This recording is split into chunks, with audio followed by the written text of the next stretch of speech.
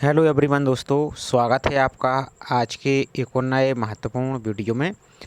आज के वीडियो में हम बात करने वाले हैं एसएससी के द्वारा सिलेक्शन पोस्ट फेज 13 जो आपका एग्ज़ाम चल रहा है, जिसकी ऑनलाइन फॉर्म फिलअप की लास्ट डेट आपकी 23 जून 2025 रखी गई है। तो इसी संबंध में कुछ महत्वपूर्ण जानकारी यहाँ पर हम देखने वाले हैं। जैसा कि आपकी ऑनलाइन फॉर्म से संबंधित अभ्यर्थी आप सभी स्टूडेंट के लिए अलग अलग प्रकार के यहाँ पर डाउट आ रहे हैं, तो सभी डाउट को इस वीडियो में हम क्लियर करने वाले हैं।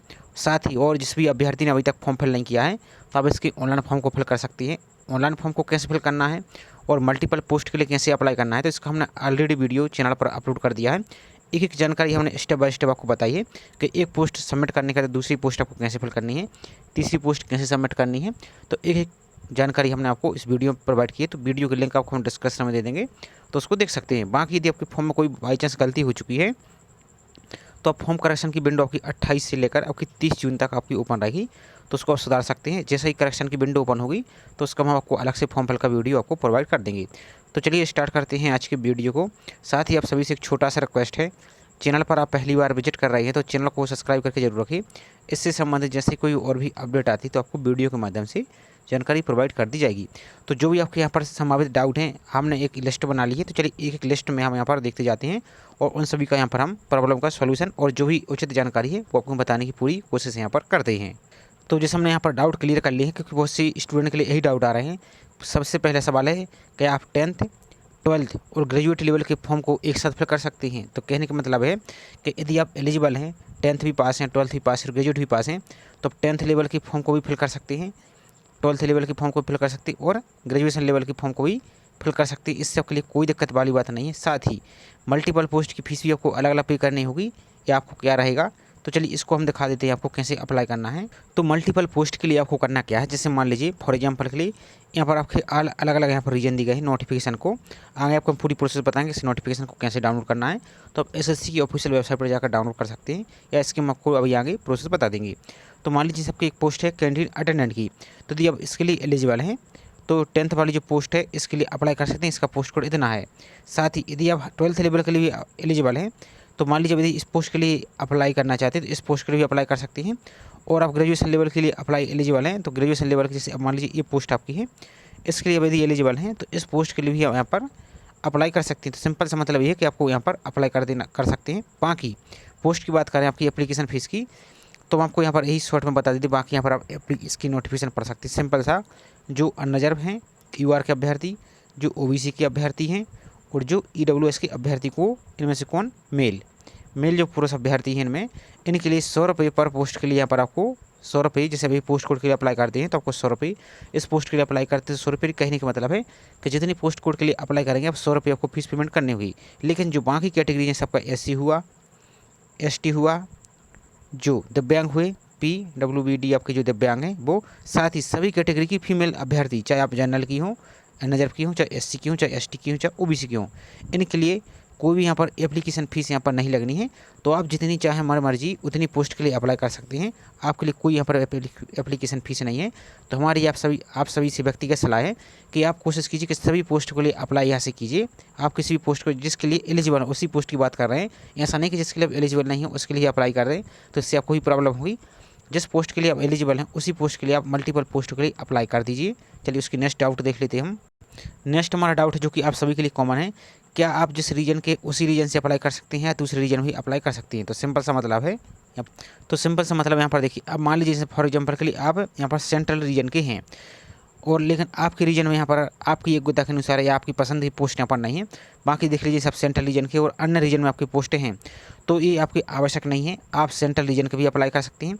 आप जितने रीजन यहाँ पर हैं सभी रीजन में अप्लाई कर सकते हैं, इससे कोई भी प्रॉब्लम नहीं है। आप किसी भी रीजन में अपने मन मुताबिक अपनी पसंद के अनुसार यहाँ पर फॉर्म को बेझिझक फिल कर दीजिए, कोई दिक्कत यहाँ पर होने वाली नहीं है। दूसरा सबसे इंपॉर्टेंट कॉमन डाउट है जो कि एग्जाम सेंटर कहाँ मिलेगा। अब यदि हम अलग अलग रीजन से अप्लाई कर देते हैं तो फिर एग्जाम सेंटर आपको कहाँ मिलेगा, चलिए आपको वो दिखा देते हैं हम। तो एग्जाम सेंटर आप अपनी मन पसंद की जो भी आपका नज़दीकी सिटी है वो एग्जाम सेंटर आप ले सकते हैं।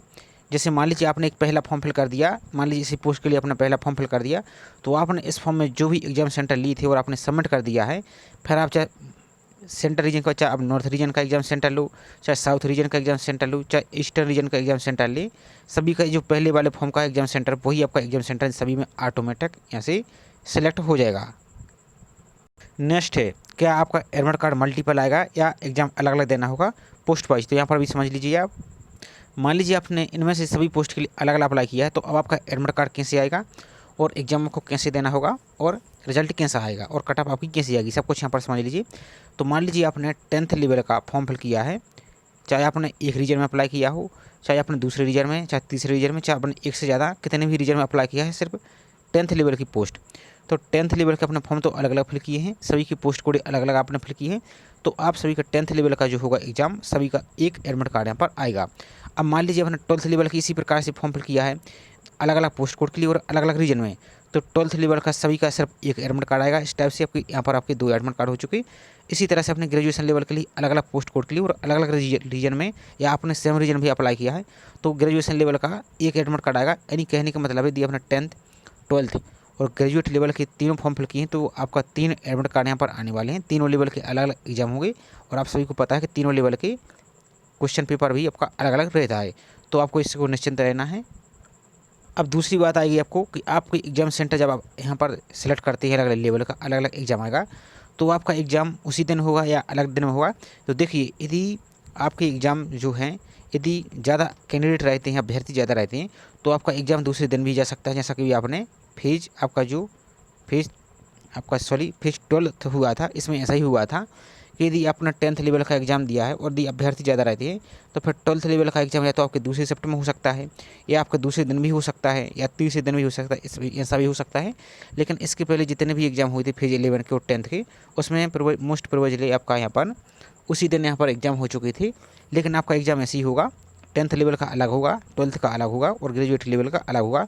अब आपका हो सकता है कि पहले शिफ्ट में आपका 10th का हो जाए, दूसरी शिफ्ट में आपका 12th का हो जाए और तीसरी में आपका ग्रेजुएट लेवल का हो जाए, या हो सकता है सिर्फ एक ही दिन आपका 10th का हो, 12th और ग्रेजुएट लेवल का दूसरे दिन हो। इस टाइप से आपका हो सकता है।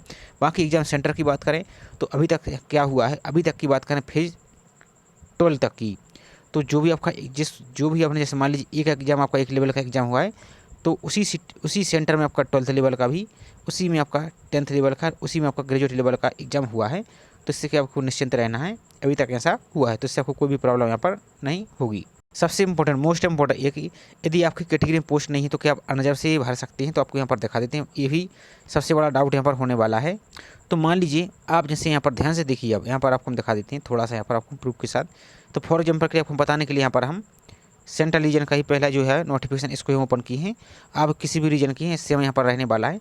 तो मान लीजिए अब यदि आप इस पोस्ट के लिए, जैसे ये वाली पोस्ट है, मान लीजिए अब ST कैटेगरी के अभ्यर्थी हैं, लेकिन इस पोस्ट के लिए आपके पास योग्यता तो है, लेकिन यहाँ पर आपकी कैटेगरी में यहाँ पर पोस्ट नहीं है, तो फिर यहाँ पर आप अप्लाई कर सकते हैं। हाँ, नहीं आप अप्लाई कर सकते, तो आपको परेशान नहीं होना। यहाँ पर देखिए आपकी कैटेगरी में अनरिजर्व की पोस्ट है, तो जिसमें भी अनरिजर्व की पोस्ट है आप किसी भी कैटेगरी है तो उसमें अप्लाई कर सकते हैं। लेकिन ध्यान दीजिए, ध्यान क्या देना है आपको, जैसे समझिए अनरिजर्व में वो पोस्ट आपको नहीं है, लेकिन अदर दूसरी कैटेगरी में है, जैसे मान लीजिए अब ST की कैटेगरी है और पोस्ट अनरिजर्व में नहीं है, आपकी OBC में है, EWS में, तब आप उस पोस्ट के लिए अप्लाई नहीं कर सकते हैं।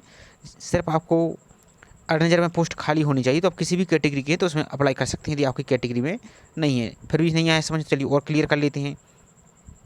अब जैसे यहाँ पर ये पोस्ट कोड है आपका सेंट्रल रीजन की टेक्निकल असिस्टेंट, आपकी SSS/CE। तो मान लीजिए अब यदि यहाँ पर ST के अभ्यर्थी हैं, तो यहाँ पर देखिए ना तो ST के लिए ना SC की, OBC के लिए सिर्फ पोस्ट है, यहाँ पर अनरिजर्व के लिए पोस्ट यहाँ पर नहीं है, तो इस पोस्ट के लिए फिर अब यहाँ पर अप्लाई नहीं कर सकते हैं। जैसे अब जो OBC के लिए आई है तो OBC वाले तो अप्लाई कर सकते हैं जिसके लिए आई है, लेकिन यदि इसमें अनरिजर्व के लिए पोस्ट नहीं आई है तो फिर इसमें अदर कैटेगरी वाले यहाँ पर अप्लाई नहीं कर पाएंगे। अभी आपको अभी भी समझ में नहीं आया तो सिंपल सा मतलब समझिए, कंक्लूजन करते हैं हम। यदि आपकी कैटेगरी में पोस्ट आई है तो आप अप्लाई कर ही पाएंगे। प्लस यदि आपकी कैटेगरी में पोस्ट नहीं आई है और उसमें अनरिजर्व की कैटेगरी में पोस्ट आई है, तब भी आप उस पोस्ट के लिए अप्लाई कर सकते हैं। सिंपल सा मतलब ये है, ये सभी के लिए लागू होती है, चाहे ST की हो, चाहे SC की हो, चाहे OBC की हो, सभी के ऊपर लागू होती है। अनरिजर्व वाले में क्योंकि ओपन कैटेगरी होती है तो कोई भी यहाँ पर अप्लाई कर सकता है। तो इस प्रकार से आपको चेक करना है और अप्लाई कर दीजिए। तो नेक्स्ट डाउट आता है क्या रिजल्ट पोस्ट वाइज आएगा या अलग अलग आएगा, तो चलिए इसको हम देख लेते हैं। तो रिजल्ट आपका 10th लेवल का अलग आता है, सिंपल सा समझें। 12th लेवल का अलग आएगा और ग्रेजुएट लेवल का अलग आएगा। अब आपका पोस्ट वाइज कैसे आएगा, तो आपका पोस्ट वाइज भी कटअप आती है। जैसे आपने इस पोस्ट के लिए अप्लाई किया तो इस पोस्ट का रिजल्ट अलग आएगा। इस पोस्ट की आपकी ओबीसी की कितनी कटअप गई, एससी की कितनी गई, ईडब्ल्यूएस की कितनी गई, तो इस टाइप से आपकी अलग अलग पोस्ट पर यहाँ पर आपकी कटअप आती। तो इससे भी आपको निश्चिंत रहना है। आप कोशिश कीजिए, खासकर जो अभ्यर्थी जैसे एससी हुई, एसटी हुई और आपकी सभी कैटेगरी की फीमेल अभ्यर्थी, तो कोशिश कीजिए आपकी यदि योग्यता है तो सभी पोस्ट, किसी भी एक पोस्ट को मत छोड़िए खाली। यदि आपकी कैटेगरी में पोस्ट नहीं है, सिर्फ अनरिजर्व कैटेगरी में है, तो उसमें आप बेझिझक अप्लाई कर दीजिए। सिर्फ आपको करना क्या होगा, आपकी कैटेगरी में जो पोस्ट है तो आपका कटअप तो अलग रहेगा। यदि अनरिजर्व की कैटेगरी की पोस्ट है तो उसमें सिर्फ आपको अनरिजर्व से ही फाइट करना होगा। तो इससे आपको कोई दिक्कत वाली बात नहीं है, क्योंकि आपके लिए तो फीस भी नहीं लग रही है और आपको एग्जाम ही एक ही देना है। तो यहाँ पर आप इस प्रकार से आ जाएंगे तो आपको यहाँ पर अप्लाई जरूर करना है। तो यहाँ पर हमने कटअप की बात कर ली। अब ध्यान से देखिए, आपको किसी एक पोस्ट के लिए भरोसे नहीं रह रहा है, क्योंकि फेज 12 में आपने देखा होगा बहुत सारी पोस्टें बाद में डिपार्टमेंट के द्वारा आपकी कैंसिल कर दी जाती हैं, तो फिर आप वहाँ पर पोस्ट से बाहर हो जाते हैं। इसलिए आपको रिस्क नहीं लेना है। यदि आप इसकी प्रिपरेशन कर रहे हैं, साथ ही आपका सीजीएल का भी एग्जाम लगा हुआ है और आपके जो स्टेनोग्राफर और अन्य एग्जाम भी लगे हुए हैं, तो आपको प्रिपरेशन तो आप कर ही रहे हैं। तो खासकर जिसके लिए फीस नहीं लग रही, तो वो तो यहाँ पर आप किसी भी पोस्ट को मत छोड़िए, आप किसी भी रीजन का। अब आपको हम और क्लियर कर देते हैं। तो जैसे यहाँ पर आपकी सभी रीजन की पोस्ट है, तो आपको चेक कैसे करना है पर ध्यान से देख लीजिए। आपको एसएससी की वेबसाइट पर आना, चलिए आपको पहले हम दिखा देते हैं। तो सबसे पहले तो आपको अपने ब्राउजर में आना है, यहाँ पर आपको एसएससी टाइप करना है, एसएससी इस प्रकार से, और सर्च पर आपको क्लिक करना है। इसके बाद आपको जो ssc.gov.in दिख रहा है, इसी वाली लिंक पर आपको यहाँ से क्लिक करना है। इस प्रकार से आपका आ जाएगा। तो जैसे इस पर क्लिक करते हैं तो आपका इस प्रकार से पेज दिखेगा। अब आप यहाँ पर क्या करना है, यदि आप आ जाते हैं तो होम पर जो आपका ऑप्शन दिख रहा है, इस पर आपको क्लिक करना है। अब इसके बाद यहाँ पर जो फेज जो आपका है, क्या बोलते हैं इसको, नोटिफिकेशन है जो फेज 13 का, सॉरी, इसकी नोटिफिकेशन को डाउनलोड करना। तो यहाँ पर आपको नहीं मिलेगा, जो नंबर 2 आपको दिख रहा है पेज, इस पर आपको क्लिक करना है। इसके बाद यहाँ पर देखिए तो आपको यहाँ पर एक ऑप्शन दिखेगा, को दिखा देते हैं थोड़ा सा। ये आपको दिख रहा है नोटिस आपका फेज सिलेक्शन पोस्ट का, इस पर क्लिक करके इसकी नोटिफिकेशन को पहले डाउनलोड कर लीजिए। डाउनलोड करने के बाद इस प्रकार से स्क्रॉल करते हुए सबसे नीचे को चले आना है। अब आप किसी भी रीजन के हों, आप सभी रीजन में अप्लाई कर सकते हैं, इससे आपको निश्चिंत रहना है।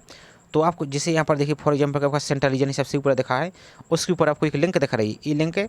इसी तरह से आप सभी पोस्ट को यहाँ पर पहले आपको करना क्या है कि जैसे फॉर एग्जांपल कि आप इस पोस्ट के लिए पहले इसका पोस्ट कोड देख लीजिए, नोट कर लीजिए।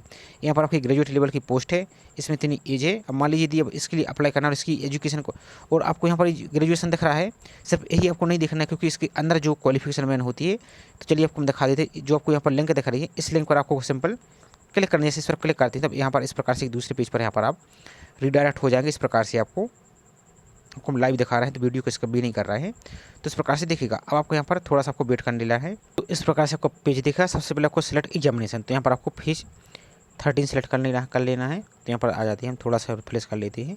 तो यहाँ पर आपको नीचे को आकर आपको यहाँ पर फेज 13 सेलेक्ट करना है। इसका सिलेक्ट रीजन, तो किस रीजन, जैसे फॉर एग्जाम्पल यहाँ पर सेंट्रल रीजन है, और आप अन्य रीजन को भी सिलेक्ट कर सकते हैं। इसी तरह से सेम प्रोसेस रहने वाली। तो सेंट्रल रीजन, इसके बाद आपको सर्च पर क्लिक करना है। इस टाइप से यहाँ पर सर्च पर क्लिक कीजिए। थोड़ा सा यहाँ पर साइड की समस्या है, तो थोड़ा सा लोड नहीं हो रहा है, तो आपको यहाँ पर इस प्रकार से ट्राई करना है।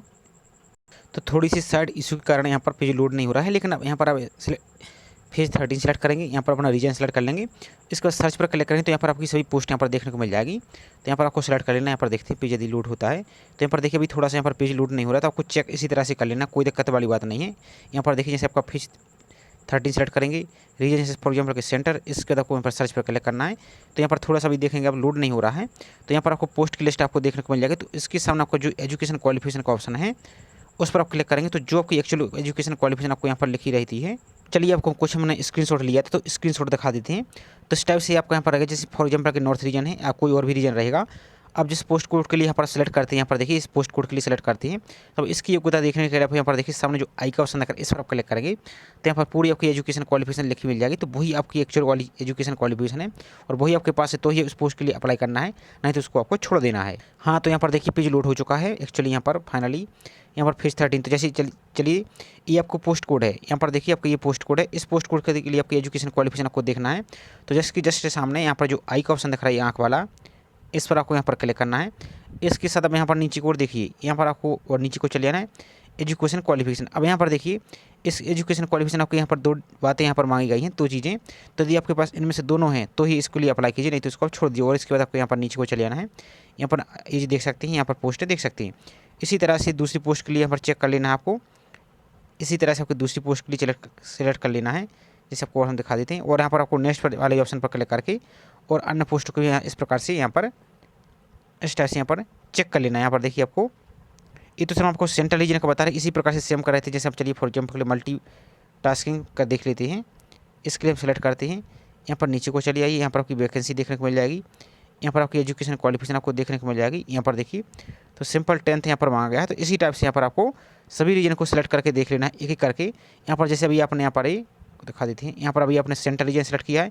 इसके बाद यहाँ पर आप चाहें तो ईस्टर्न रीजन सेलेक्ट कर सकते हैं। सर्च पर आपको क्लिक करना है इस टाइप से। तो यहाँ पर देख सकते हैं आप यहाँ पर सर्च पर क्लिक करेंगे तो यहाँ पर आपको कुछ देर बाद यहाँ पर आपका ईस्टर्न रीजन भी ओपन हो जाएगा। तो इस टाइप से आपको चेक करना है। बाकी इन सभी पोस्ट के लिए आपको सभी रीजन की यहाँ पर आप देखते जाइए प्रॉपर, तो आपको यहाँ पर पूरी पोस्ट मिल जाएगी। यहाँ पर सभी के लिए आपको अप्लाई करना है यदि आप एलिजिबल हैं। बाकी आपको मल्टीपल पोस्ट के लिए अप्लाई कैसे करना है तो इसका हमने कंप्लीट वीडियो फॉर्म फिल का बना दिया है, लिंक हम आपको डिस्क्रिप्शन में दे देंगे, तो उसको देख लीजिए क्योंकि वीडियो बहुत बड़ा हो जाएगा, इसलिए हमने ये प्रोसेस नहीं बताई क्योंकि इसका हमने अलग से वीडियो के लिए प्रोवाइड किया है। तो इस हमारी ये वीडियो में सिर्फ हम आपको जानकारी जो कि जितने भी डाउट थे वो कन्फर्म करने की कोशिश की गई है, क्योंकि लास्ट डेट आपके नज़दीकी यहाँ पर होने वाली है, तो आपको जल्दी फॉर्म को अपना फिल कर देना है। बाकी यदि आपकी फॉर्म में कोई भी मिस्टेक हो जाती है तो फॉर्म करेक्शन का लिंक जब आपकी ओपन होगी तो उसका अलग से हम आपको वीडियो प्रोवाइड कर देंगे। तो ये आपकी डेट है, इस डेट को यहाँ पर आपको जरूर याद रखना है। आपकी 23 जून लास्ट डेट रखी गई है। तो जैसे इसके संबंध में कोई हुई अपडेट आएगी तो आपको अलग से वीडियो के माध्यम से जानकारी प्रोवाइड कर दी जाएगी। तो ये छोटी सी इन्फॉर्मेशन थी, आई होप जानकारी आपको पसंद आई होगी। जानकारी पसंद आई हो तो वीडियो को लाइक जरूर कीजिए।